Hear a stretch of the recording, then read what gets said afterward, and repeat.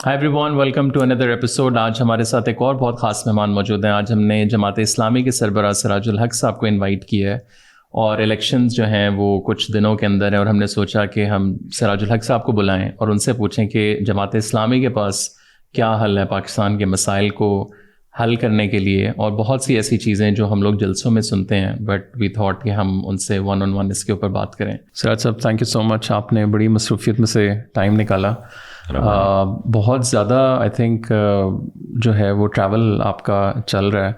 मैं 3-4 दिन पहले लाहौर में था, हम शहबाज शरीफ साहब के साथ हमने पॉडकास्ट किया 2-3 दिन पहले बिलावल साहब के साथ, और जो मैंने उनसे भी पूछा, मैं वही पहला क्वेश्चन मेरा, ज़रा हम तो इस्लामाबाद बेस्ड हैं, यहाँ में उस तरह इतना हल्ला गुल्ला नहीं इलेक्शन का नज़र आता। ठीक है, सरकार इधर ही है सारा कुछ। मैं जब लाहौर भी गया तो मुझे उम्मीद थी कि बहुत ज़्यादा वहाँ शायद कोई सीन बना हो। कराची में भी हम देख रहे हैं, बल्कि कुछ अनफॉर्चुनेट वाक़यात भी अभी पॉलिटिकल पार्टीज़ के दरमियान हुए। आपको क्या महसूस हो रहा है? आपने तो ज़रा काफ़ी डेकेड्स में इलेक्शन को बड़े करीब से देखा है, पार्टिसिपेट किया आप लोगों की पार्टी ने भी। इस दफ़ा वाकई में कोई वो हमें उस तरह का माहौल नज़र नहीं आ रहा, और अभी शायद मोमेंटम आखिरी 4-6 दिनों में शुरू हो रहा है। बिस्मिल्लाहिर्रहमानिर्रहीम। अफसरदगी है, घुटन है, बेइत्मीनानी है, मायूसी है, और ये एक कौम, एक सोसाइटी के लिए मौत होती है। वो इस वजह से है कि माजी में जिन जमातों ने लोगों को होप दिलाया था, सब्ज़ बाग दिखाए थे, ऐलानात किए थे, वादे दिए थे, वो पूरा नहीं हो सके, वफा नहीं कर सके। बल्कि इलेक्शन के बाद शायद किसी को ये याद भी नहीं होता है कि मेरा मंशूर किया था, मेरी तकरीर किया थी, मैंने ऐलान क्या किया था। और वही पार्टियां जब दोबारा इक़्तिदार में आने की कोशिश करती हैं और इलेक्ट्रॉनिक मीडिया को ख़रीद कर, अखबारात के बड़े बड़े सफ़हात ख़रीद कर, हर चौक और चौराहों में अपनी तस्वीर लगा कर और फिर अमले को ख़रीदने की कोशिश में हो, तो यकीनी तौर पर लोग परेशान तो है।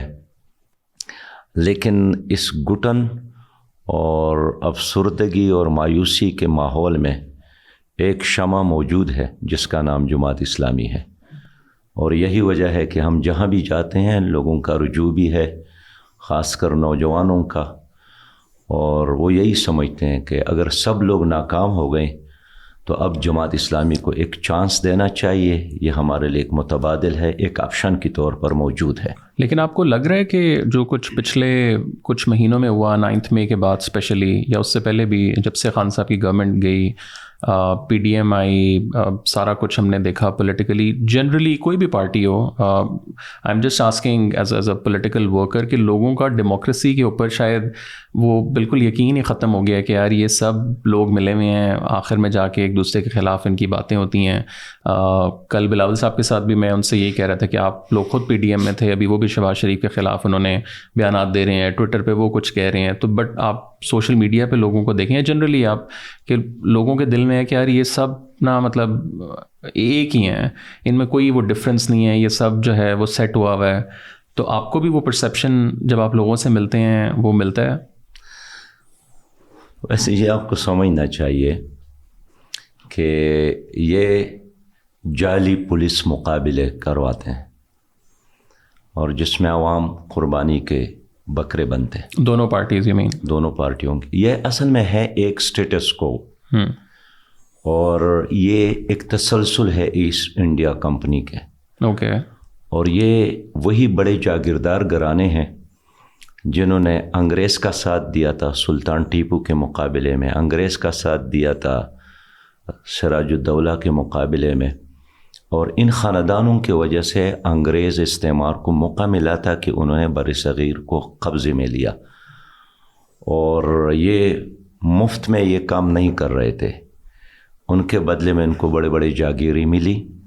और जब अंग्रेज़ जाने लगा तो उन्होंने अपने इन वफ़ादारों को सियासत में भी और अहम मनसबों पर रखा, लिहाजा नाम जो भी रखे वही एक ही क्लास है जो आज भी बरसर इक़्तिदार है। लिहाजा جس طرح دو وکلا ہوتے ہیں آپس میں دوست ہوتے ہیں، لیکن دونوں کی کلائنٹ اگر آپس میں لڑتے ہیں تو عدالت کے سامنے، جج کے سامنے وہ ایک مصنوعی غصہ میں آ کر ایک دوسرے کے خلاف بیانات دیتے ہیں، لیکن جیسا ہی وہ لمحہ گزرتا ہے پھر آگے دوبارہ ایک ہی میز پر کھانا کھاتے ہیں۔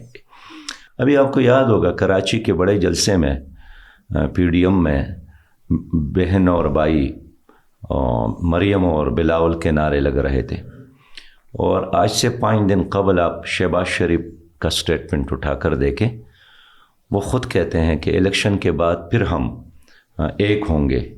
آج زرداری صاحب کا سٹیٹمنٹ دیکھیں کہ الیکشن کے بعد ہم سب ایک ہوں گے، اس لیے کہ ان پارٹیوں کے درمیان ایز سچ پالیسیز پر کوئی اختلاف نہیں ہے، کشمیر پالیسی پر اختلاف نہیں ہے، آئی ایم ایف اور ورلڈ بینک سے قرضے لینے کے پالیسی پر اختلاف نہیں ہے، حتیٰ کہ ٹرانسجنڈر جیسے خراب قانون پر یہ ایک تھے۔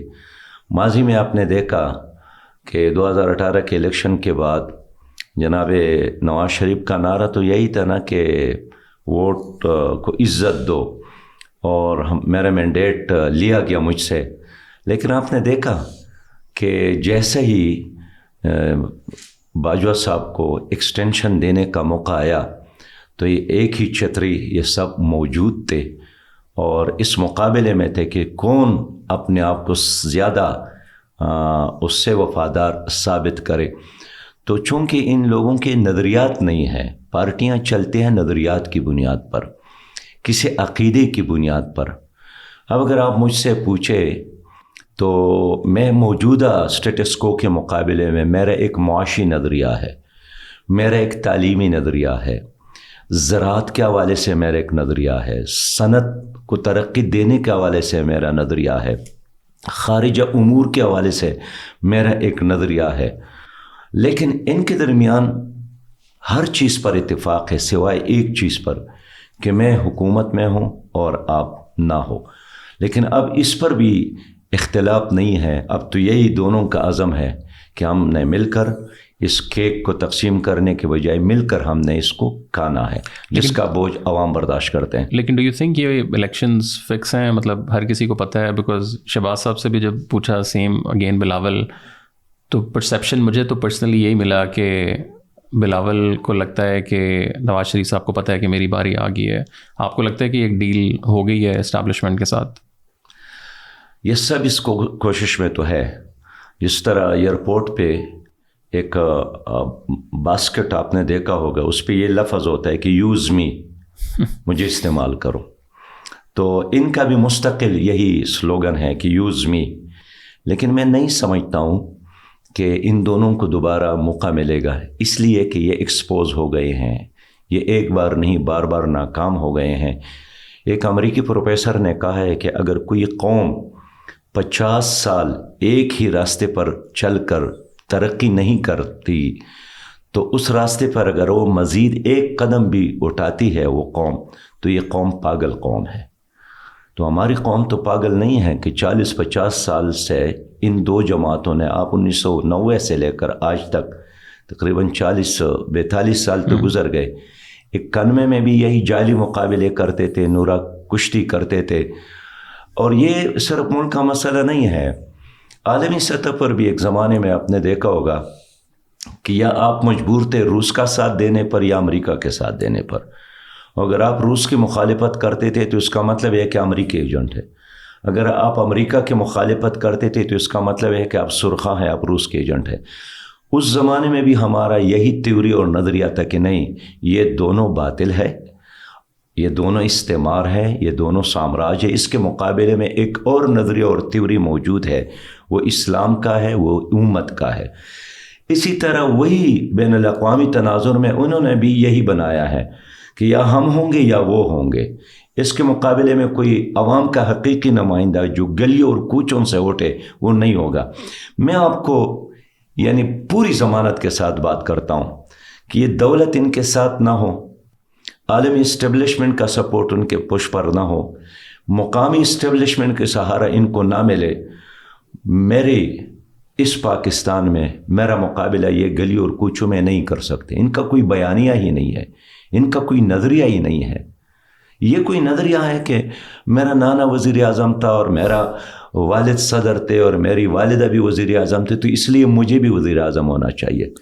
دوسرے کا بیانیہ یہی ہے کہ پہلی بار وزیر اعظم, دوسرے بار وزیر اعظم, تیسرے بار وزیر اعظم, لہٰذا چوتھے بار وزیر اعظم بننا تو میرا حق بنتا ہے. اور میں چاہتا ہوں کہ آخری لمحے میں جب موت آ جائے تو ایک وزیر اعظم کی حیثیت سے مجھے موت آ جائے. یہ کوئی بیانیہ ہے, یہ کوئی نظریہ ہے؟ صحیح بات یہ ہے کہ اس طرح لوگوں کے لیے جمہوری ممالک میں کوئی جگہ نہیں ہوتی. لیکن ہماری قوم چونکہ غریب قوم ہے, یہ لوگ 1,000 2,000 5,000 روپے پر ووٹ خریدتے ہیں. اور آج جو خود اعلانات کرتے ہیں نا کہ یہ آزاد امیدواران ہوں گے تو پھر ہم اس کو خریدیں گے, تو ابھی سے انہوں نے پیسے جمع کیے. میں یقین کے ساتھ گزشتہ عرصے میں ایک بہت بڑے ذمہ دار آدمی نے مجھے کہا, میں نام اس لیے نہیں لیتا ہوں کہ اب رحلت فرما گئے, دنیا سے چلے گئے, کہ ہمارے ایک بلوچستان اسمبلی میں ہمارے لیڈر نے 1 ارب سے زیادہ خرچ کیا وہاں کے ممبران کو خریدنے کے لیے. تو آج کے زمانے میں نہیں سمجھتا ہوں کہ عام پاکستانی نوجوان یا عام ہماری ماں بہن اور بیٹی اپنے کو فروخت کرنے کے لیے تیار ہے. اس لیے وہ میرٹ پر فیصلہ کریں گے اور میرٹ کی بنیاد پر ووٹ دیں گے. آپ نے جیسے کہا کہ دونوں پارٹیز ایک دوسرے کے ساتھ مل جاتے ہیں سارا, اس میں جو جمہوری نظام ہے ہمارا, اس کا کتنا بڑا ایک فالٹ کہہ لیں, یا آپ کو لگتا نہیں ہے کہ ڈیموکریسی اس ملک میں اس طرح نہیں چل سکتی؟ بیکاز ہم لوگ ڈیموکریسی کرتے ہیں اور ویسٹ کی ایگزامپل زیادہ تر لوگ دیتے ہیں. اب وہاں ایک پڑھا لکھا بندہ ہے, اپنی مرضی سے وہ ووٹ دیتا ہے. یہاں آپ جاتے ہیں, ایک نمبردار ہے, ایک چودھری ہے, ایک وڈیرا ہے, اس نے جس کو کہنا ہے اس نے پوری کی پوری, مطلب آپ پچھلے 3 دہائیوں میں دیکھ لیں, ایوریج جو ہے وہ سندھ PPP کے پاس ہے, PMLN کے پاس پنجاب ہے, اس کو ظاہر ہے اس طرح توڑا نہیں جا رہا. سو ہم اور آپ لوگ بھی, جماعت اسلامی بھی, سینیٹر مشتاق صاحب کے ساتھ ایک ہمارا پوڈ کاسٹ ہوا اور اس میں بڑی بحث اس بات پہ ہوئی کہ جو نظام ہے آپ لوگ بھی تو اسی نظام کا حصہ, اس میں پھر جو بھی بندہ آئے گا وہ شاید نہیں چل سکتا. ڈونٹ یو تھنک کہ ہم لوگوں کو ایز اے آزاد قوم بیٹھ کے فیصلہ کرنا چاہیے کہ یار ہم کسی اور نظام کی طرف جائیں؟ اینڈ وہ نظام یہ نہیں کہ وہ ڈکٹیٹرشپ ہوگا یا کوئی اور ہوگا, یا ہم کوئی اسلامی نظام پورے کی بات کر رہے ہیں. ہم لوگ کیونکہ اسلامی نظام کی بات کریں تو لوگ ڈر جاتے ہیں کہ جی یہ تو طالبان لانا چاہتے ہیں. کہنے کا مقصد یہ ہے کہ چائنا ہے, ملیشیا ہے, انڈونیشیا ہے, ایران ہے, ہر کسی نے اپنے ملک کے لحاظ سے اس نظام کو بنایا ہے. تو عمران خان آ جائے یا پیپلز پارٹی آ جائے یا جماعت اسلامی آ جائے, بیوروکریسی نے اسی طرح رہنا ہے. تو فرق پھر اس پوری چیز میں کیا ہے؟ پہلی بات یہ ہے کہ عمران خان ہو یا نواز شریف صاحب ہو یا زرداری صاحب ہو, یہ تینوں حکومت میں رہے ہیں نا جی. فوج نے پوری طرح سپورٹ کیا, عدلیہ نے بھی ان کو سپورٹ کیا, نیب نے بھی ان کو سپورٹ کیا, تمام ادارے ان کے ساتھ تھے. یہ نہیں چلے. اس کی بنیادی وجہ یہی ہے کہ ان کے ساتھ کوئی متبادل نظام ہے ہی نہیں. ان سب کا ایک ہی تھیوری ہے کہ IMF سے قرضے لے کر ملک کو چلانا ہے. لیکن آپ لوگ بھی مجلس عمل میں رہتے ہیں. نہیں, میں اس پہ آؤں گا. میں قرضوں کی سیاست اور قرضوں کی معیشت پر بالکل یقین نہیں رکھتا ہوں. میرے ساتھ ایک متبادل سسٹم ہے. دوسری بات یہ ہے کہ ان تینوں پارٹیوں نے اقتدار تو کی نہیں, اسے تو آپ انکار نہیں کر سکے. یہ ایک پٹوار خانے کو ٹھیک نہیں کر سکے, ایک تانے کو ٹھیک نہیں کر سکے, ایک مثالی اسکول نہیں بنا سکے, ایک مثالی ادارہ نہیں بنا سکے. بس اتنا فرق ہے کہ اگر آپ MNA بن جاتے ہیں تو مثلاً آپ نے اسلم کو SP مقرر کیا اپنے ضلع میں, میں MNA بن گیا تو میں نے اکرم کو SP مقرر کیا. تو یہ تو تبدیلی نہیں ہوئی نا جی. آپ کو ایک تانہ دار سے دوستی ہے, چلے میں اس کو لاؤں گا, میرے ایک اور تانہ دار سے دوستی ہے تو میں اس کو لاؤں گا. یہ تو کوئی تبدیلی نہیں ہوئی.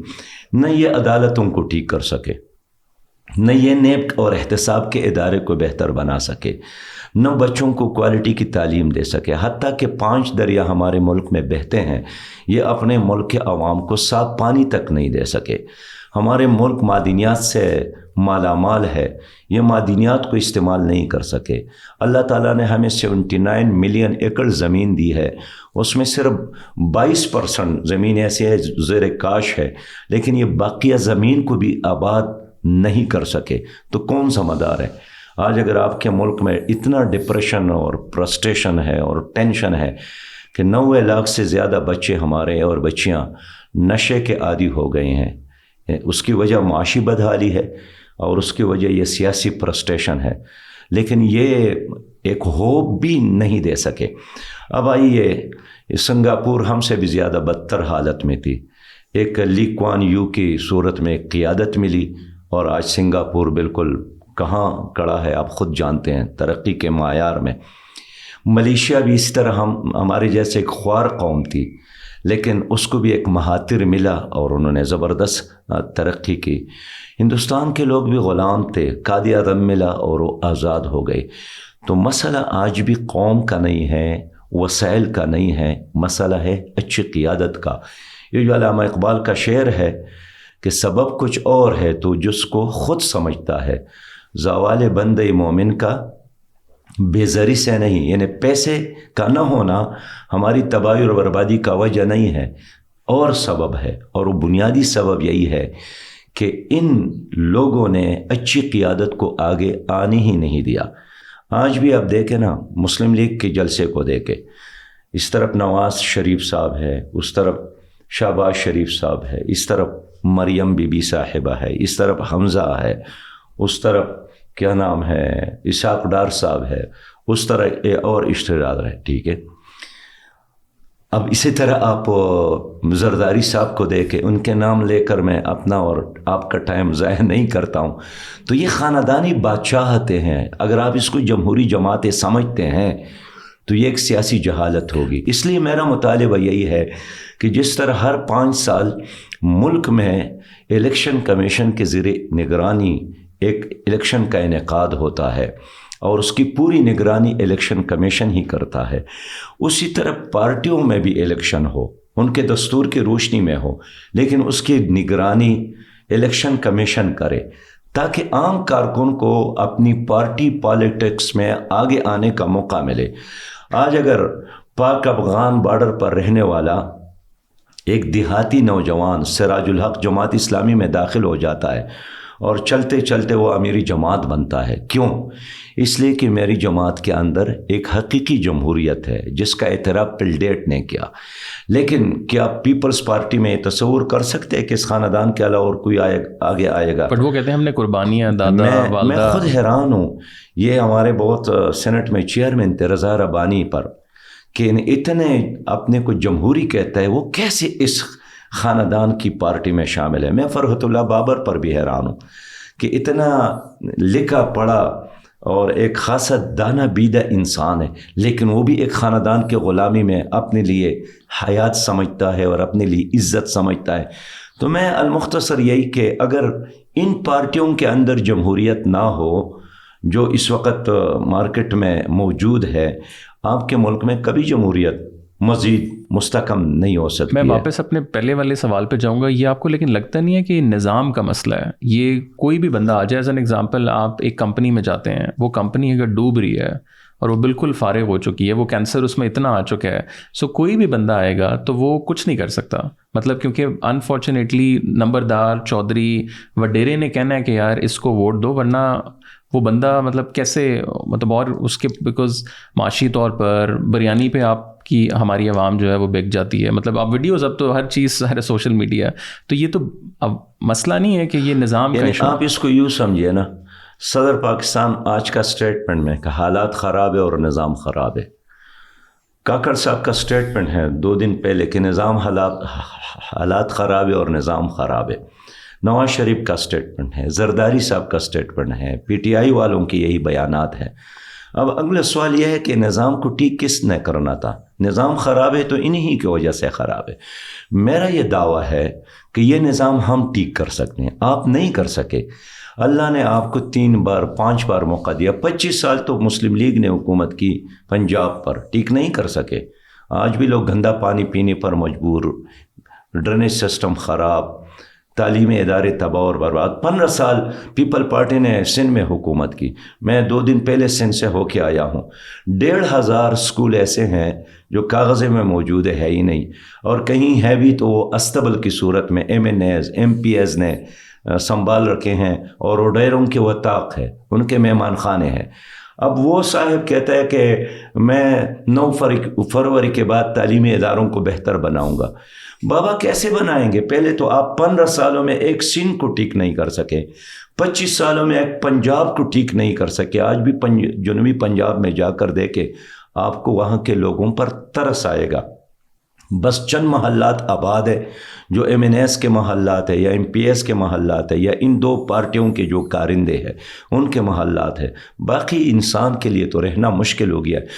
تو میں آپ کو یہی بتانا چاہتا ہوں کہ میں آپ سے اتفاق کرتا ہوں کہ یہ نظام خراب ہے, لیکن یہ نظام ان پارٹیوں کی وجہ سے خراب ہے.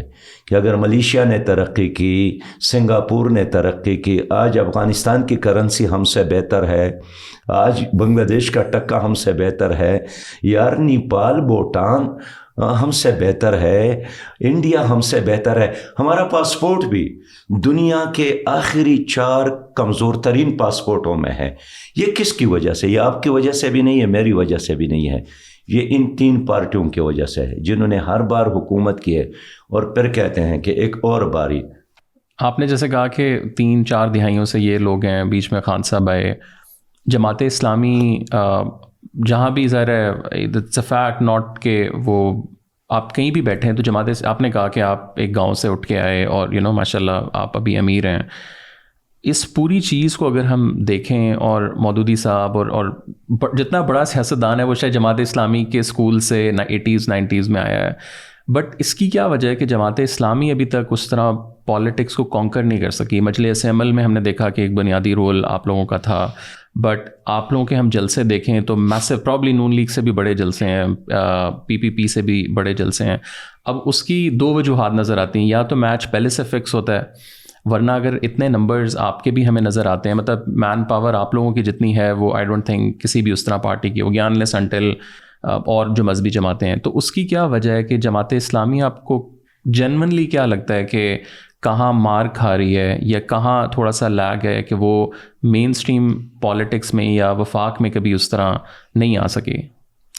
دیکھیے, جس طرح آپ کا کسان محنت کرتا ہے اور زمین کے پیداوار میں اس کا حصہ نہیں ہوتا ہے, آپ کا مزدور محنت کرتا ہے اور کارخانے کے منافع میں اس کا حصہ نہیں ہوتا ہے, اسی طرح یہ پوری قوم ووٹ استعمال کرتا ہے لیکن اس کے نتیجے میں اس کا کوئی حصہ نہیں ہوتا ہے. لیکن ہم کیوں کری جا رہے ہیں؟ میں یہی عرض کرتا ہوں کہ 2 وجوہات ہے. پہلی بات تو یہ ہے کہ ہماری سیاست یرغمال ہے, ہمارا پولنگ اسٹیشن یرغمال ہے. اور کس سے یرغمال ہے؟ یہ ان جاگیرداروں نے, ظالم جاگیردار. میں جاگیر کے خلاف نہیں ہوں, میں ظالم جاگیردار کی بات کرتا ہوں, میں کرب سرمایہ دار کی بات کرتا ہوں. تو یہ ایک کلاس ہے. اس کے ساتھ گزشتہ 76 سالوں سے اسٹیبلشمنٹ کا ایک اتحاد ہے کہ ہم نے مل کر اس ملک کو کانا ہے, ہم نے مل کر کسی اور آدمی کو یہاں نہیں آنے دینا ہے. یہ وہ بنیادی لوگ ہیں کہ جب انگریز چلا گیا تو یہ قابض ہو گئے اور یہ جاگیردار تھا. پھر انہوں نے بینکوں سے قرض لیے, یہ صنعت کار بن گیا. پھر انہوں نے اپنے بچوں کو اچھی تعلیم دلائی تو یہ بیوروکریٹ بن گئے. پھر ان کو پتہ چلا کہ نہیں, اس پہ بھی بس نہیں کرنا ہے, اسٹیبلشمنٹ کو بھی ساتھ لینا ہے, اس کو بھی ساتھ لیا.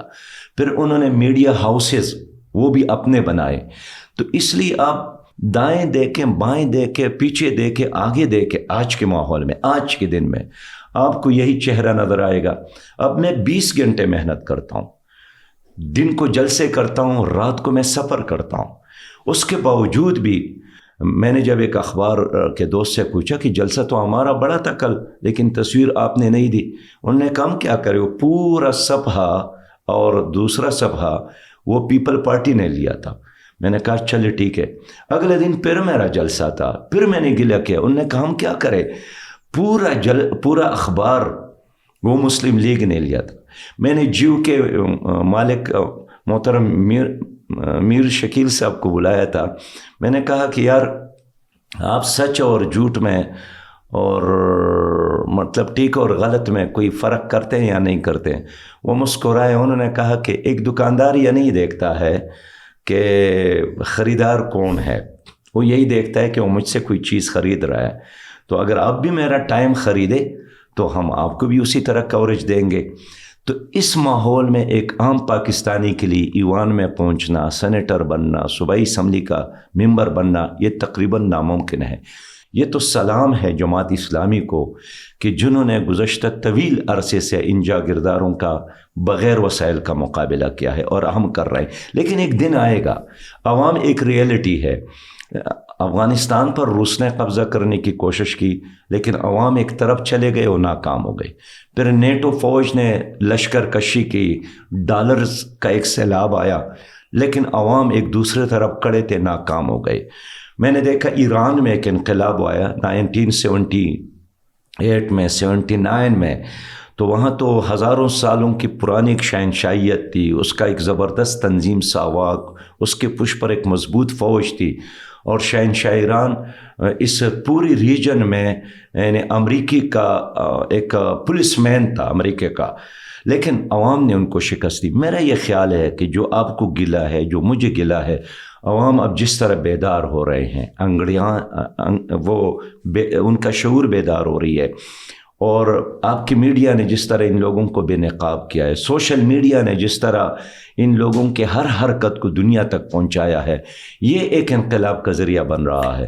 آپ کو کیا لگتا ہے کہ ظاہر آپ لوگ بھی اسلامی نظام کی بات کرتے ہیں، عمران خان نے بھی اسلامی نظام کی بات کی، ابھی ٹی ایل پی بھی اسلامی نظام کی اور مدینہ کی ریاست کی بات کر رہے ہیں۔ اب لوگ کہہ رہے ہیں کہ یار اب پہلے تو جماعت اسلامی ایک پارٹی تھی، اب ٹی ایل پی بھی آ گیا ہے، تو ٹی ایل پی میں اور جماعت اسلامی میں کیا فرق ہے؟ اور ہم نے دیکھا ہے کہ پچھلے 4-5 سالوں میں بہت زیادہ ایک رائز ٹی ایل پی کا آیا ہے اور کافی ووٹس، اور اب تو کراچی کے اندر بھی ہم لوگ دیکھ رہے ہیں کہ اچانک سے بہت زیادہ ہے۔ تو آپ دونوں میں اگر ایک عام بندہ ہے تو اس کو کیا لگتا ہے کہ یار کیا بنیادی فرق ہے؟ دیکھیے، ہمارے ملک میں یہ المیہ ہے کہ دین تو ایک ہے، اس کو تقسیم کیا گیا دیوبندیت میں، بریلویت میں، اہل حدیثیت میں، وغیرہ وغیرہ، سب نام ہم لیں گے تو وقت ضائع ہوگا۔ جماعت اسلامی مسلکی جماعت نہیں ہے۔ ہم دین کو، اسلام کو ایک دین سمجھتے ہیں، مذہب نہیں سمجھتے۔ یہ اصطلاح تو ہے ہی نہیں قرآن اور حدیث میں، ان الدین عند اللہ الاسلام۔ تو ہم امت کی بات کرتے ہیں، مسلک کی بات نہیں کرتے ہیں۔ ہم دین کی بات کرتے ہیں، کسی خاص مسلک کی بات نہیں کرتے ہیں۔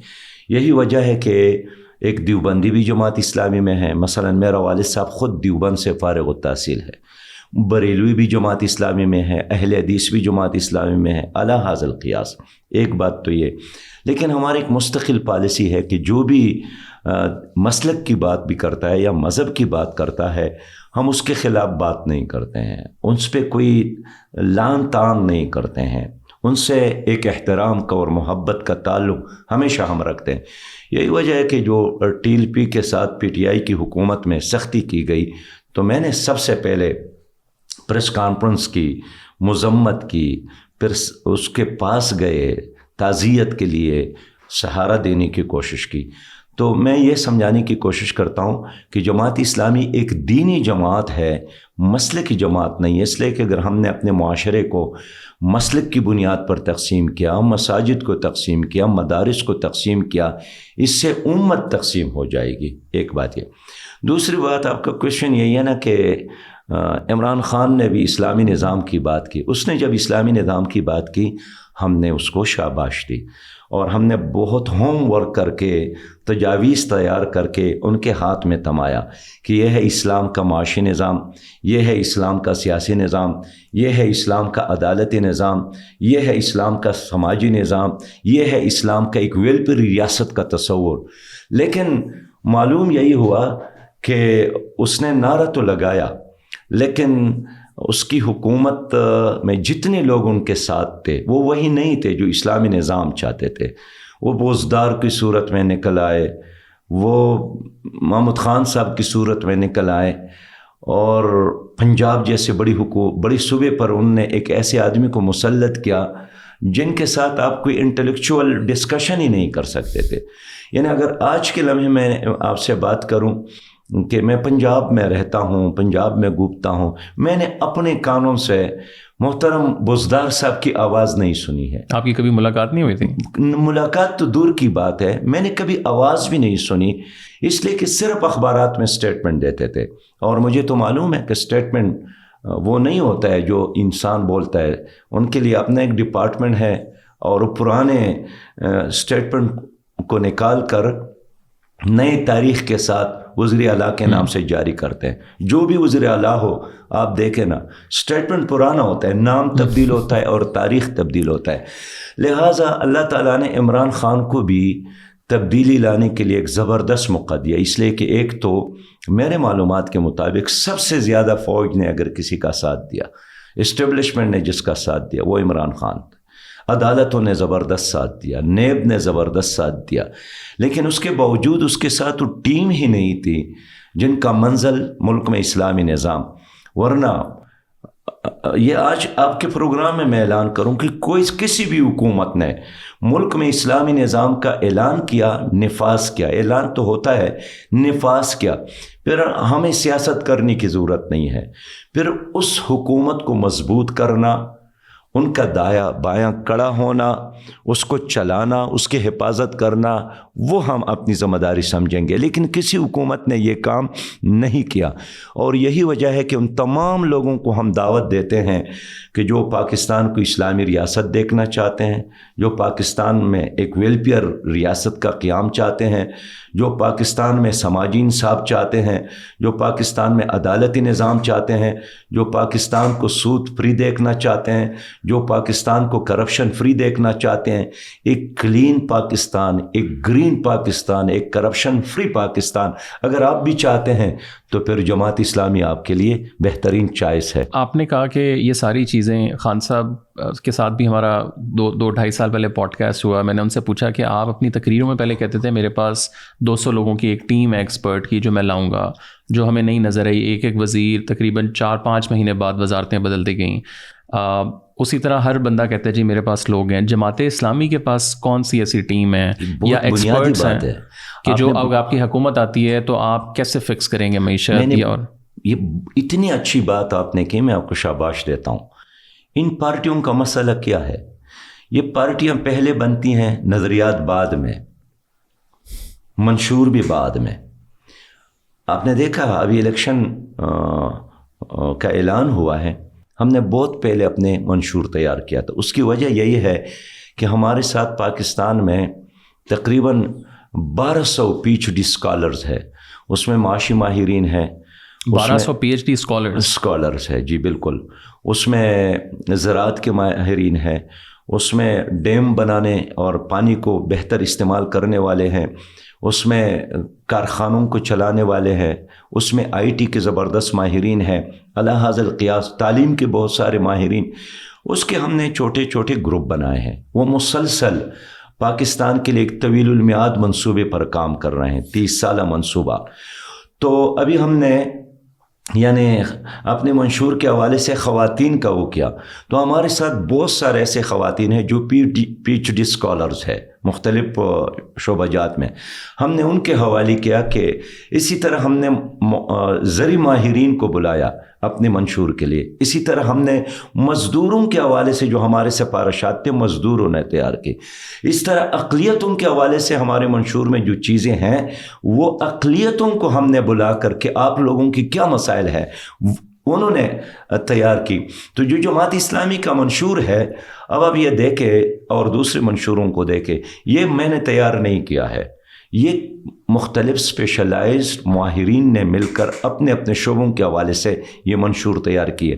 میں سمجھانا یہ چاہتا ہوں کہ جماعت اسلامی اقتدار میں آ کر پھر تیاری نہیں کرے گی، جماعت اسلامی نے پہلے تیاری کی ہے، اور یہی وجہ ہے کہ اگر 9 مئی کو جماعت اسلامی کو حکومت ملتی ہے تو 9 فروری کو تو 10 فروری کو میرے ساتھ ایک معاشی نظام کا ایجنڈا موجود ہے، تعلیمی نظام کا ایک ایجنڈا موجود ہے، VIP کلچر کو ختم کرنے کا ایک ایجنڈا موجود ہے، صاف پانی دینے کا ایک ایجنڈا موجود ہے، ملک میں 46 لاکھ یتیم بچوں کی کفالت کا ایک پروگرام موجود ہے، ملک میں 56 لاکھ معذور لوگوں کی کفالت کا ایک مکمل منصوبہ موجود ہے۔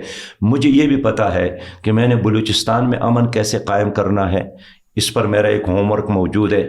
مجھے یہ بھی پتہ ہے کہ میں نے قبائلی علاقے جو ضم ہو گئے ہیں ان کے مسائل کس طرح ایڈریس کرنا ہے۔ اس لیے مجھے ایک دن بھی، آپ کو یاد ہے PTI کی حکومت قائم ہو گئی تو خود عمران خان صاحب نے قوم سے ریکویسٹ کی کہ 100 دنوں تک، بلکہ کالم نویسوں اور اخبار والوں کے مجلس میں، کہ 100 دنوں تک مجھ پر کوئی تنقید نہ کرے، مجھ سے کوئی سوال نہ کرے. اس کے بعد اسٹیبلشمنٹ کی طرف سے ایک اسٹیٹمنٹ آیا تھا، میں اگر غلطی پر نہ ہوں شاید جنرل آصف غیور صاحب تھے اس پہ، بہرحال میں کلیئر نہیں ہوں کہ اس وقت کے جو ترجمان تھا اس کا نام کیا تھا، آپ خود کلیئر کرے. لیکن ان کا پھر یہ ہے کہ 6 مہینوں تک کوئی سوال نہ کرے، اعتراض نہ کرے، 6 مہینے بعد آپ کو ایک نیا پاکستان ملے گا. لیکن 6 مہینے تو کیا، وہ سارا زمانہ گزر گیا، وہ نہیں کر سکے، اس لیے کہ اقتدار میں آنے سے پہلے ان کے ساتھ کوئی منصوبہ نہیں تھا. ہاں انہوں نے باہر سے کچھ NGOs کے نمائندوں کو بلایا، لیکن امریکہ اور پاکستان میں تو جتنا فرق ہے اتنا ان کے خیالات اور پاکستان کے ماحول میں فرق ہے.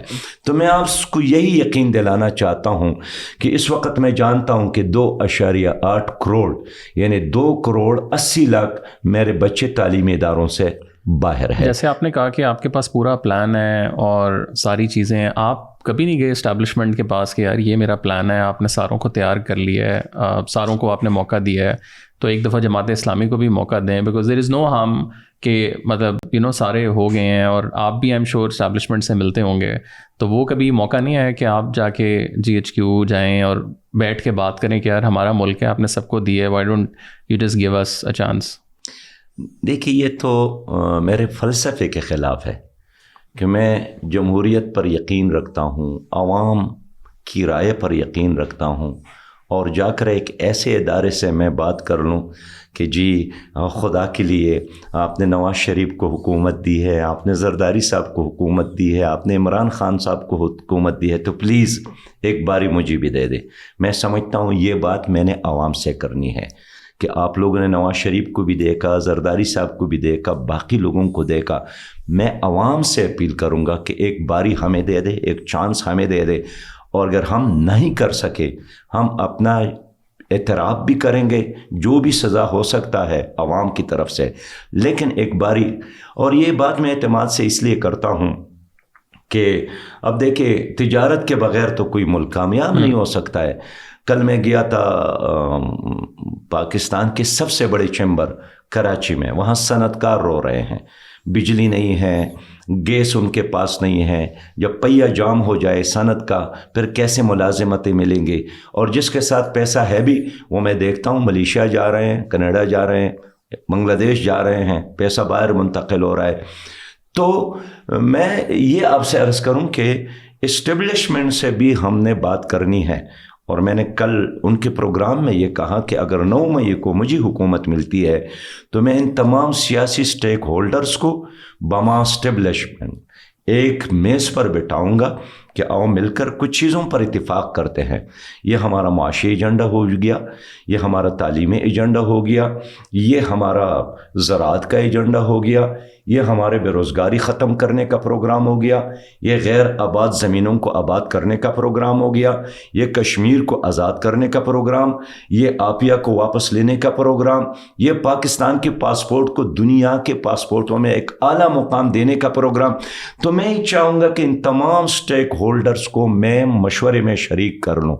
اور ٹھیک ہے، ایک 30 سالہ منصوبہ میں چاہتا ہوں کہ اپنے قومی اسمبلی میں رکھوں کہ وہ مل کر یہ قومی منصوبہ اور ایک منزل کا تعین کرتے ہیں. یہ ایک خاکہ میں پیش کروں، اور اس خاکے میں ہر پارٹی جو بھی آتی ہے اپنے صلاحیت کے مطابق رنگ بھرنے کی کوشش کرے. مجھے 1 منٹ دے دیں. مثلا میں آپ سے پوچھنا چاہتا ہوں، آج ہم 25 کروڑ ہے، اور 30 سال بعد ہم کتنے کروڑ ہوں گے؟ کتنے پروفیسر چاہیے، کتنے ڈاکٹر چاہیے، کتنے ہاسپٹل چاہیے، کتنے اسکول چاہیے، کتنے سڑکیں چاہیے؟ میں چائنا گیا تھا، روس کی چائنا کمیونسٹ پارٹی کے لوگوں سے ہم ملے، تو انہوں نے کہا کہ ہم نے یہ پل بنایا تھا، وہ پل بھی ہم نے دیکھا، تو یہ 20 سالوں کے لیے تھا. ہم نے دوبارہ اس کو اڑایا بارود سے کہ ہمیں 100 سالوں کے لیے پل بنانا چاہیے، اس لیے کہ 20 سال بعد ہمارے آئندہ نسلی دوبارہ اس کو توڑیں گے، ایک اور پل بنائیں گے، تو اس وقت سریا کی قیمت، سیمنٹ کی قیمت، مزدور کی مزدوری کتنی ہوگی؟ انہوں نے ہمیں 2024 کا ایک شنگھائی دکھائی آپ مجھے سن رہے ہیں؟ جی جی 2024 کا. تو اس نے بتایا کہ 2024 کا جو شنگھائی ہے وہ ایسا نہیں ہوگا. یہ 4 سال 5 سال پہلے کی بات میں کرتا ہوں. ہم چاہتے ہیں کہ زمین بچ جائیں, ہمارے ریل کے پٹلی اوپر ہو, ہمارے سڑک اوپر ہو, اور زمین پر ہمیں رہنے کے لیے جگہ میسر ہو. تو میں ایک مثال دے دوں. آپ جاپان گئے ہیں؟ نہیں. آپ نہیں گئے ہیں. جاپان کے لوگوں نے سمندر کو دھکیلا اور شہر آباد کی ہے, اور ہر سال وہ اس میں اضافہ کر رہا ہے. ہمارے ہاں بھی سمندر ہے, وہ سمندر کو کھا رہے ہیں, اور یہاں کا سمندر ہمیں کھا رہا ہے. یہاں ہر سال لاکھوں ایکڑ زمین ہمارا ٹٹا سے لے کر گوادر تک سمندر ختم کر رہا ہے. کوئی پوچھنے والا, کوئی مستقبل پر سوچنے والا. لیکن ہم سمجھتے ہیں کہ ایک مستقبل کا پلان جماعت اسلامی کے ساتھ ہے. میری قوم مجھے موقع دے. لیکن سر صاحب میں سوری دوبارہ پہلے اس پہ آؤں گا. اگر سارا سلیکشن پروسیس ہے تو عوام کیسے آپ کو جتا سکتی ہے؟ یا کسی بھی پارٹی کو, میں کھڑا ہو جاؤں آج, میرے پاس 50 ملین لوگ آ جائیں, اگر سلیکشن ہو رہی ہے اور جو ہوتی آ رہی ہے, کبھی ذرا ویزیبل ہو جاتی ہے, کبھی نہیں ویزیبل ہوتی ہے. ابھی ریسنٹلی چیف صاحب نے کہا کہ ہم کسی بھی پارٹی کو ملک تباہ کرنے کی اجازت نہیں دیں گے, تو وہ اسٹیٹمنٹس ابھی بھی آ رہی ہیں. تو اگر آپ کہتے ہیں کہ آپ ان کے ساتھ پہلے نہیں بیٹھیں گے یا اور بعد میں ہم بیٹھیں گے, مطلب وہ تو پھر ہے کہ وہ ایک ہی چیز ہے جو اگلے 50 سال بھی چلتی رہے گی. نہیں, اسٹیبلشمنٹ کے ساتھ بیٹھنے سے میں انکار نہیں کرتا ہوں کہ میں چاہ رہا ہوں آپ پہلے بیٹھیں rather than آپ بعد میں بیٹھیں. یہ تو ہماری فوج ہے, کوئی انڈین فوج تو نہیں ہے. یہ آپ کے بچے ہیں, ہمارے بچے ہیں, ہمارے گاؤں ہمارے بستیوں سے تعلق رکھنے والے لوگ ہیں. ان کے جنازے جب شہید ہو جاتے ہیں کہاں آتے ہیں؟ ہمارے قبرستانوں میں آتے ہیں, ہمارے گاؤں میں آتے ہیں. اس کو جتنے بھی آپ سپورٹ کر سکتے ہیں, لیکن میں ان کے ساتھ بیٹھوں گا کہ آپ کو کتنے جہاز چاہیے, کتنے ٹینک چاہیے, کتنے توپ چاہیے, کتنا ویپنز چاہیے, جدید ٹیکنالوجی چاہیے. تو اگر ہم زراعت کو بہتر بنا سکتے ہیں تو ہم ٹینک بنا کر بھی فروخت کر سکتے ہیں, ہم اچھے توپ بنا کر بھی مارکیٹ میں پیسہ کما سکتے ہیں. آج یورپ کے بہت سارے ایسے ممالک ہیں جن کے ساتھ زمینیں نہیں ہیں, لیکن وہ اسلحہ بنا کر بہت کچھ کماتا ہے. تو میں بھی چاہتا ہوں کہ ان کے ساتھ بیٹھ کر اپنی فوج کو دنیا کا ٹاپ 10 نہیں, دنیا کا نمبر 1 فوج بنانا, اس لیے کہ ہمیں ایک 8 گنا بڑی دشمن کا سامنا ہے. لیکن یہ بات کرنا کہ آپ مجھے حکومت دے دے, میں سمجھتا ہوں کہ یہ تو اپنی آئین کی توہین ہے. اس لیے کہ ایک جنرل بھی حلف اٹھاتا ہے کہ میں نے غیر جانبدار رہنا ہے, میں نے سیاست میں حصہ نہیں لینا ہے, میں نے وہ کام کرنا ہے جو قوم نے میرے حوالے کی ہے. تو میں چاہتا ہوں کہ عدلیہ اپنا کام کرے, الیکشن کمیشن اپنا کام کرے, اسٹیبلشمنٹ اپنا کام کرے, مقننہ اپنا کام کرے. اب افسوس یہ ہے کہ مقننہ میں قانون سازی نہیں ہوتی ہے, عدالتوں میں انصاف نہیں ہے, اور الیکشن کمیشن جو ہے شفاف الیکشن کے لیے تیار نہیں ہوتا ہے. آپ نے جیسے ذکر کیا ٹرانسجنڈر رائٹس کا, اور اس کے اوپر ہم نے دیکھا کہ کافی زیادہ جو ہے وہ آپ لوگوں کی طرف سے پش بیک آیا تھا. بٹ پھر ہم نے یہ بھی دیکھا کہ چاندنی شاہ کو آپ نے جو ہے وہ کاؤنسل ممبرشپ کا میرے خیال سے ٹکٹ بھی دیا. تو کیا دیا؟ آئی تھنک کاؤنسل ممبرشپ آپ لوگوں نے آفر کیا تھا انہیں. تو وہ کس طرح ہے کہ ایک سائڈ پہ آپ لوگ اس کے خلاف ہیں اور ایک سائڈ پہ سپورٹ بھی؟ میرے پیارے بھائی, فرض کرے اگر آپ کے آئین میں, آپ کے الیکشن کمیشن کے قوانین میں اقلیتوں کے لیے نمائندہ چننا ہے, تو آپ ہندو اور مسیحی برادری کو جو نمائندہ دینا ہے وہ آپ نے ہندو ہی دینا ہے یا مسیحی برادری سے تعلق رکھنے والا آدمی دینا. ایسا تو نہیں ہے کہ جناب یہ مولوی صاحب ہے یہ ہندوؤں کی نمائندگی کرے گا اور یہ مولوی صاحب ہے یہ مسیحی برادری کی نمائندگی کرے گا. تو میں سمجھتا ہوں کہ جو خواجہ سراں ہیں, اگر آپ کے بلدیاتی الیکشن میں ان کے لیے کوئی سیٹ متعین ہے تو ظاہر ہے ان کی نمائندگی تو انہی نے کرنا ہے. بٹ ان کے بل کو تو لیکن آپ لوگ جو ہے وہ اس کو دیکھیں, وہ قانونی باتیں ہیں. وہ قانون جب دوبارہ قومی اسمبلی میں کبھی آئیں گے تو ہم اس پہ ضرور بات کریں گے. لیکن اس وقت جو نظام ہے, جو الیکشن کمیشن کی قوانین ہے, ہم نے تو اس قوانین کے مطابق بلدیاتی الیکشن میں حصہ لینا ہے, اس قانون کے مطابق جنرل الیکشن میں حصہ لینا ہے. ابھی آپ نے خواتین کے لیے جو سیٹ کا تعین کیا ہے 5% کا, اب میرے ان کے ساتھ اختلاف ہے، اتفاق ہے، لیکن اگر میں نے جنرل الیکشن میں حصہ لینا ہے تو ہم نے ان کے ریکوائرمنٹ کو پورا کی. تو اسی طرح کراچی کی جس نام جو آپ نے لیا ہے وہ اسی، اور اس نے ہمیں یقین دلایا ہے کہ میرے بارے میں جو تاثر ہے میں وہ نہیں ہوں، میرے بارے میں یہی تاثر ہے کہ میں خواجہ سرا ہوں. ایک اور چیز ہم نے دیکھی کہ پاکستان میں ایشو بیس سیاست نہیں ہوتی. ہم انٹرنیشنلی اگر دیکھیں کوئی بھی ملک ہو تو وہاں کلائمیٹ چینج کی بات ہو رہی ہے، وومن رائٹس کی بات ہو رہی ہے، ایشوز کے بارے میں ہم دیکھتے ہیں. آپ اوبویسلی کافی جگہوں پہ میں نے آپ کی تقریریں سنی، آپ کر رہے ہوتے ہیں. پاکستان میں ٹھیک ہے معروسی سیاست ہے، سارا کچھ ہے، بٹ آپ کو کیا بنیادی وجہ لگتی ہے کہ ناٹ جسٹ جو بڑے لوگ ہیں، جو بڑی مطلب آپ کے ٹاپ ٹیئر ہے، وہ تو ایک دوسرے کے خلاف کہ اس کو میں جیل میں ڈالوں گا، اس کو میں یہ کروں گا، بٹ پولیٹیکل جو ٹریننگ ہے انڈیویجولس کی، بے شک وہ MNA MP ہے یا کوئی وزیر ہے، وہ لوگ ان کے ساتھ آپ لٹرلی کوئی بات شروع کریں نا ایشو کی، وہ واپس آ کے گھما کے دیکھیں اس نے میری حکومت ختم کر دی تھی تو میں نے. تو یہ جو ہماری پولیٹیکل ایک ٹریننگ ہے یا پولیٹیکل اسکول میں جو آپ نے وہ کرنا ہے، وہ کیوں نہیں ہو پا رہا، اور یا وہ کیسے بہتر ہو سکتا ہے؟ ایک تو ہمارے منشور میں یہ ہے کہ ہم ایک پولیٹیکل اکیڈمی بنائیں گے، جس میں سیاستدانوں کی تربیت ہوگی. آپ دیکھیں نا، ایک آدمی پولیس میں آفیسر بنتا ہے، ان کی تربیت ہے، ڈاکٹر کی تربیت ہے، انجینئر کی تربیت ہے، CSS ایگزام کے بعد بھی آپ کو ایک تربیت سے گزرنا پڑتا ہے. لیکن افسوس یہ ہے کہ جو قوم کو لیڈ کرتا ہے اس کی تربیت وہ بس ٹھیکیدار ہے، پراپرٹی ڈیلر ہے. اس وقت بہت سارے پراپرٹی ڈیلرز الحمدللہ کھڑے ہیں، سیاست میں آئے ہیں، وہ پیسہ استعمال کر رہے ہیں، ان کے بیٹے، ان کے بانجے، ان کے بھتیجے سارے. تو اس لیے جماعت اسلامی خود ایک اکیڈمی ہے. یعنی اگر میں یہاں پر ہوں تو اس لیے نہیں ہوں کہ میرا والد صاحب سیاستدان تھا یا میں کوئی خان نواب جاگیردار ہوں. جماعت اسلامی جیسے اکیڈمی نے میری تربیت کی ہے، مجھے پڑھایا ہے. ہم اسلامی جمعیت طلبہ میں آئے نا جی، تو ہمیں تو خیر قرآن بھی پڑھایا، لیکن جماعت اسلامی نے ہمیں کمیونزم کے بارے میں بتایا، سوشلزم کے بارے میں بھی بتایا، سرمایہ دارانہ نظام کے بارے میں بتایا، باقی ادیان کے بارے میں بھی بتایا. تو آج مجھے پتہ ہے کہ سوشلزم کیا ہے، اس کا معاشی نظام کیا ہے، کمیونزم کیا ہے، اس کا معاشی نظام کیا ہے، کہ یہ دونوں نظام فیل ہو گئے. میں یہ جانتا ہوں کہ سرمایہ دارانہ نظام کیا ہے، اس سے چھٹکارے کا راستہ کیا ہے. تو یہ میرا کمال نہیں ہے، نہ میرے والدین نے مجھے پڑھایا، یہ میری جماعت نے، اور میری جماعت کے اندر ہزارہ کارکنان کی اس طرح تربیت ہوتی ہے. باقی سیاسی جماعتوں میں یہ نہیں ہوتا ہے. مثلا مجھے خود آصف علی زرداری صاحب نے کہا تھا کہ میں ان کے پاس گیا تھا، شہباز شریف صاحب کے پاس گیا تھا، عمران خان صاحب کے پاس گیا تھا ایک خاص مسئلے کے لیے.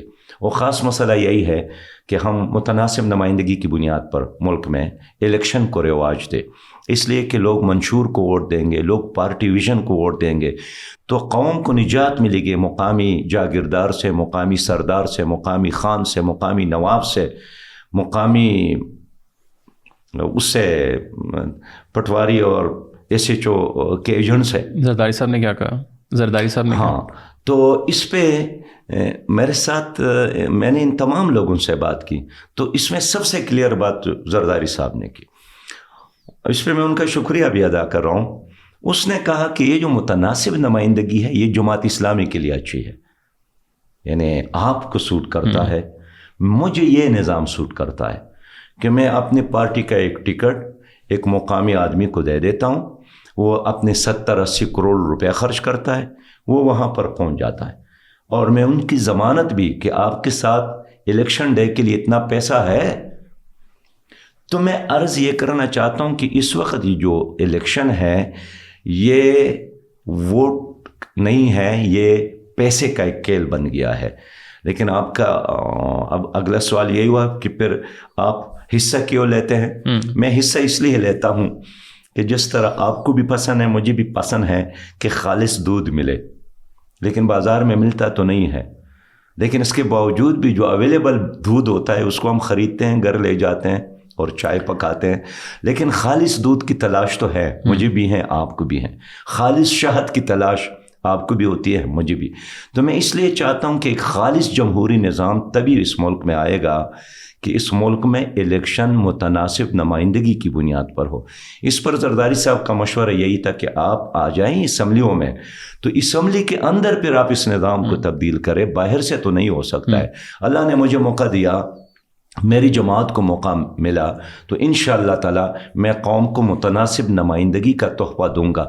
دنیا میں 7 اقسام ہیں متناسب نمائندگی کے. ہم نے ان سب کو جمع کیا اور بہت اس پہ کام کیا، لیکن ظالم جاگیردار اور کرپٹ سرمایہ دار کو یہی نظام سوٹ کرتا ہے. لیکن وقت آئے گا انشاءاللہ یہ قوم کی آواز بن جائے گی. پچھلے 8-9 مہینوں میں اسپیشلی تقریباً 1 ملین پاکستانی نوجوان ملک چھوڑ کے گئے ہیں، اور آپ نے دیکھا کہ بڑا لوگوں کے اندر ایک نیگیٹیوٹی، ڈس بلیو اب تو ملک کے بارے میں ہے. پہلے تو ہوتا نا کہ جی بس حالات نہیں صحیح اور حملے ہو رہے ہیں اور لائک سیکیورٹی. اب تو ینگ لوگ پاکستان سے جانا شروع ہو گئے ہیں. اس پوری چیز کو کس طریقے کے ساتھ کنورٹ کیا جا سکتا ہے؟ ٹھیک ہے وہ ایک جو لائک لانگ ٹرم وہ شاید بڑا ریئلسٹک سا ہو جائے گا کہ جی ملک صحیح ہو جائے گا، اکانومی صحیح ہو جائے گی، لوگ واپس آئیں گے.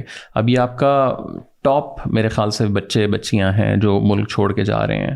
سو اس حوالے سے آپ کا کیا پلان ہے، یا آپ کے خیال سے کس طریقے کے ساتھ جو بھی آتا ہے اس کو کرنا چاہیے؟ دنیا گلوبل ویلیج ہے، گھومنا پھرنا اس کا تو میں مخالف نہیں ہوں. البتہ جو ہمارے باصلاحیت نوجوان باہر جاتے ہیں اور باہر کی دنیا کی لیبارٹریوں میں ان کے دفاتر اور کمپنیاں چلاتے ہیں اور پاکستان کے بارے میں وہ ہمیشہ پریشانی کا اظہار کرتے ہیں، یہ قابل افسوس ہے. آپ نے تو کہا نا کہ 10 لاکھ نوجوان گئے، جو زندہ بچ کر گئے ہیں وہ تو پھر بھی اچھے ہیں. بہت سارے سینکڑوں کی تعداد میں تو کشتیوں میں بیٹھ کر ڈوب گئے ہیں. اس سے بڑا المیہ یہی ہے کہ ہمارے 90 لاکھ بچے اس وقت نشے کے اس میں مبتلا ہو گئے ہیں، اور بچیاں بھی ہیں، خود آپ کے اسلام آباد میں بھی. ان کا حل یہی ہے کہ ہم ان کو دوبارہ واپس لانے کے لیے ان کو فیسیلیٹیٹ کر لیں. مثلا یہاں ایک بہت اچھا شعبہ ہے ہمارا آئی کا، ہم آسانی کے ساتھ اس کو اس میں ایڈجسٹ کر سکتے ہیں. اس وقت پاکستان میں کوئی 2 ارب 50 کروڑ ڈالر ہم کماتے ہیں. ہمارے مقابلے میں انڈیا ہے وہ 400 ارب ڈالر کماتے ہیں. اب آئی ٹی کے شعبے میں آگے جانے کے لیے نہ زمین کی ضرورت ہے، نہ سریا کی ضرورت ہے، نہ سیمنٹ کی ضرورت ہے، وہ ذہانت کی ضرورت ہے، اور آپ کے ساتھ ساری دنیا میں سب سے زیادہ آپ کے ساتھ ہے. لیکن ان نوجوانوں کو ایک آئی ٹی زون دینا، بلکہ ایک آئی ٹی شہر آباد کرنا جس میں تمام انٹرنیٹ کی سہولیات بھی ہوں اور ان کی حوصلہ افزائی بھی ہوں، میرا یقین ہے یہ لوگ واپس آئیں گے. اسی طرح ہماری جو اوورسیز پاکستانیز ہے، یعنی 30 ارب ڈالر بیچتے ہیں. میں بہت یقین کے ساتھ کہہ سکتا ہوں کہ ہم 6 ارب ڈالر آئی ایم ایف سے لینے کے لیے خوار ہو جاتے ہیں نا جی. اپنے عوام کو گلے سے پکڑتے ہیں، ڈنڈے مارتے ہیں، ٹیکسز لگاتے ہیں، رلاتے ہیں کہ یہ آئی ایم ایف کا آرڈر ہے. 30 ارب ڈالر اگر اوورسیز پاکستانیز بیچ سکتے ہیں تو پیارے بھائی وہ آپ کو 50 بلین ڈالر بھی بیچ سکتے ہیں، اس شرط کے ساتھ کہ ان کی سیکیورٹی ہو، ان کی جائیدادوں کی، ان کے کارخانوں کی، ان کی اولاد کی اور ان کی عزت کی. ہم ان کو ایک محسن پاکستان شناختی کارڈ جاری کریں گے، ہم ان کو ایئرپورٹ پر VIP سٹیٹس دیں گے، ہم ان کے بچوں کے لیے ایک علیحدہ یونیورسٹیاں اور میڈیکل کالج بنائیں گے، ہم ان کو پاکستان میں ایک عزت کے ساتھ یہاں رہنے کا مواقع دیں گے. جب آپ یہ کام کریں گے تو یہ تمام بچے واپس آئیں گے، تو یہ یہاں دفتر میں بھی بیٹھ کر وہ ساری دنیا کو لیڈ کر سکتے ہیں. میرا آخری سوال آپ سے ہوگا، آپ پچھلی بہت دہائیوں سے پالیٹکس میں ہیں، جماعت کے ساتھ بہت عرصے سے ہیں. سرکاری جواب تو یہ، اگر میں اس سوال کا پرابلی آپ کہیں گے کہ ایک موٹیویشن ہے کہ ہم نے ملک صحیح کرنا ہے اور یہ ساری چیزیں، but what motivates you like every single day? کہ آپ بیڈ سے اٹھتے ہیں، مطلب ٹھیک ہے ایک ایز اے امیر ایک لیڈر وہ تو ہے، بٹ کہیں نہ کہیں انسان ایز اے انسان، اگر میں آپ کو لائک سراج صاحب کی حیثیت سے، ناٹ کہ آپ JUI یا کوئی بھی جماعت اسلامی، PTI PMLN، وہ کیا چیز ہے جو آپ کو ڈرائیو کر رہی ہوتی ہے ہر وقت کہ یار میں اٹھوں پھر اسی نظام میں جاؤں؟ دودھ تو خالص نہیں ملنا، بٹ چلو لائک وہ کیا چیز ہے؟ ابھی بھی آپ چل رہے ہیں 18-20 گھنٹے کا، آپ اٹھ رہے ہیں، لائک اب تو آج کل تو چلیں بہت زیادہ وہ ہے، بٹ ویسے بھی آئی ایم شیور. سو وہ کیا چیز ہے جو ڈرائیو کر رہی ہے آپ کو ایز اے ہیومن؟ 2 باتیں. میرا جو عشق ہے یا میرے کارکن کا وہ دو چیزوں کے ساتھ ہے، ایک دین جو اسلام ہے، اور دوسرا پاکستان جو مدینہ منورہ کے بعد کائنات کا سب سے مقدس زمین میں سمجھتا ہوں۔ میرا بنیادی موٹیویشن یہی ہے کہ اگر میں رات کے اندھیرے میں اٹھتا ہوں اور سفر کرتا ہوں، مجھے کسی سے شاباش لینے کی ضرورت نہیں ہے، اس لیے کہ ایک سمیع بصیر اور لطیف خبیر خدا مجھے دیکھتا ہے، اور یہی حال میرے ہر کارکن کا ہے۔ جب آپ کا قدم، جب آپ کا نظر، جب آپ کا لفظ، جب آپ کی حرکت اللہ کی رضا کے لیے ہو تو اس سے بڑی موٹیویشن اور کچھ نہیں ہے۔ دوسری بات یہ ہے کہ میں یقین کی بنیاد پر یہ بات کرتا ہوں کہ وہ دن بہت جلد آنے والا ہے کہ پاکستان کے حالات بدلیں گے، اور ایک ایسا پاکستان جس کے لیے کروڑوں لوگوں نے جدوجہد کی، لاکھوں لوگوں نے جام شہادت نوش کی، ہجرت کی، اور وہ پاکستان کو ایک روشنی کا مینار دیکھنا چاہتے تھے، ایک خلافت کا مرکز دیکھنا چاہتے تھے، جہاں انسان کے اوپر انسان کے نہیں قانون کی حکمرانی ہو، جہاں محمود و ریاض ایک سب میں نظر آئیں، جہاں محنت کرنے والے کو اس کا پل ملے، جہاں کوئی دوسرے کا احتسال نہ کرے۔ ایک ایسا پاکستان وجود میں آنے والا ہے، اور صبح اور شام مجھے اس یقین میں اضافہ ہو رہا ہے، اس لیے میں بالکل مایوس نہیں ہوں، اور کل کا سورج جس طرح طلوع ہوگا مجھے یقین ہے اسی طرح انشاءاللہ ایک دن ایک ویلفیئر، فلاحی، clean, green, corruption free Pakistan آپ کو ملے گا، آپ اس پر فخر کریں گے انشاءاللہ۔ سراج صاحب thank you so much for taking the time out, بہت شکریہ۔ Thank you for watching the full video. If you want to see more of such meaningful content, show your support by hitting the subscribe button.